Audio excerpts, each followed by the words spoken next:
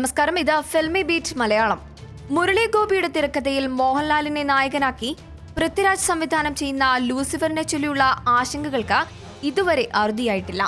എന്നാൽ ആരാധകർ കാത്തിരിക്കുന്ന ഈ ചിത്രം യാഥാർത്ഥ്യമാകുമെന്ന കാര്യത്തിൽ പൃഥ്വിരാജിന് ഒട്ടുമില്ല സംശയം.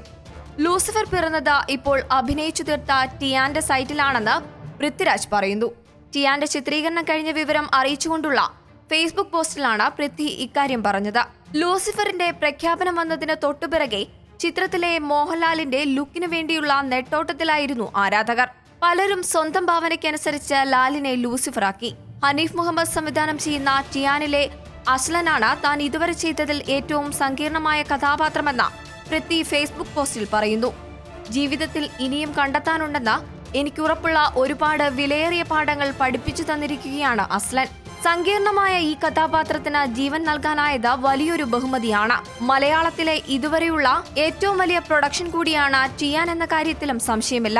സെറ്റിനോടാണോ അതോ അസ്ലൻ എന്ന കഥാപാത്രം എന്നോടാണോ വിട പറയുന്നതെന്ന് ആശ്ചര്യപ്പെടുകയാണെന്നും ഒരു നടനെയും അയാളുടെ ആത്മാവിനെയും ഇത്രമേൽ സ്വാധീനിച്ച കഥാപാത്രങ്ങൾ വളരെ വിരളമായേ ഉണ്ടാവൂ എന്നും പൃഥ്വിരാജ് പറയുന്നു. ഇംഗ്ലീഷിൽ വൈകാരികമായിട്ടായിരുന്നു പൃഥ്വിരാജിന്റെ ഫേസ്ബുക്ക് പോസ്റ്റ്. ടിയാന്റെ സൈറ്റിൽ നിന്ന് അവസാനമായി നടന്നകലുമ്പോൾ ഞാൻ അത്ഭുതപ്പെടുകയാണ്. സൈറ്റിനോടാണോ അതോ അസ്ലൻ എന്നോടാണോ യാത്ര പറയുന്നത്?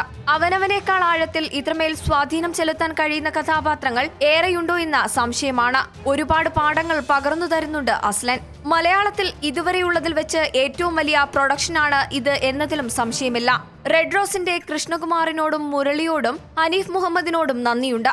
ഇവരുടെ ആത്മസമർപ്പണം ഒന്നു മാത്രമാണ് ടിയാൻ സാക്ഷാത്കരിക്കപ്പെടാൻ കാരണം. പിന്നെ ഒരു കാര്യം കൂടി കുറിക്കാൻ ഞാൻ വിട്ടുപോയി. ലൂസിഫർ പിറന്നത് ടിയാന്റെ സൈറ്റുകളിലായിരുന്നു. പൃഥ്വിരാജ് ഫേസ്ബുക്ക് പോസ്റ്റിൽ പറഞ്ഞു വെക്കുന്നു. അതേസമയം പൃഥ്വിയുടെ പോസ്റ്റ് കണ്ട് അന്തം വിട്ടിരിക്കുകയാണ് ചില ആരാധകർ. ഇംഗ്ലീഷിൽ കാവ്യാത്മക ഭാഷയിൽ എഴുതിയ പൃഥ്വിയുടെ പോസ്റ്റ് പലർക്കും ഇതുവരെ മനസ്സിലായിട്ടില്ല. കുറിപ്പ് ഇംഗ്ലീഷ് ആയതുകൊണ്ടും പൃഥ്വിരാജ് ആയതുകൊണ്ടും ഒരുപാട് രസകരമായ കമന്റുകളാണ് താഴെ വന്നിരിക്കുന്നത്. തങ്ങൾക്ക് ഇതിന്റെ അർത്ഥം കണ്ടുപിടിക്കാൻ ഡിക്ഷണറി ഇല്ലെന്നാണ് ചിലർ പറയുന്നത്. മറ്റു ചിലരാകട്ടെ അർത്ഥം കണ്ടുപിടിക്കാൻ കഷ്ടപ്പെടുന്നവർക്കായി ഓൺലൈൻ ഡിക്ഷണറിയുടെ ലിങ്ക് പോസ്റ്റ് ചെയ്തിട്ടുമുണ്ട്. ഈ വാർത്തയോട് പ്രേക്ഷകർക്കും പ്രതികരിക്കാവുന്നതാണ് കമന്റിലൂടെ. കൂടുതൽ എന്റർടൈൻമെന്റ് വാർത്തകൾക്കായി ഫിൽമി ബീറ്റ് മലയാളം സബ്സ്ക്രൈബ് ചെയ്യുക.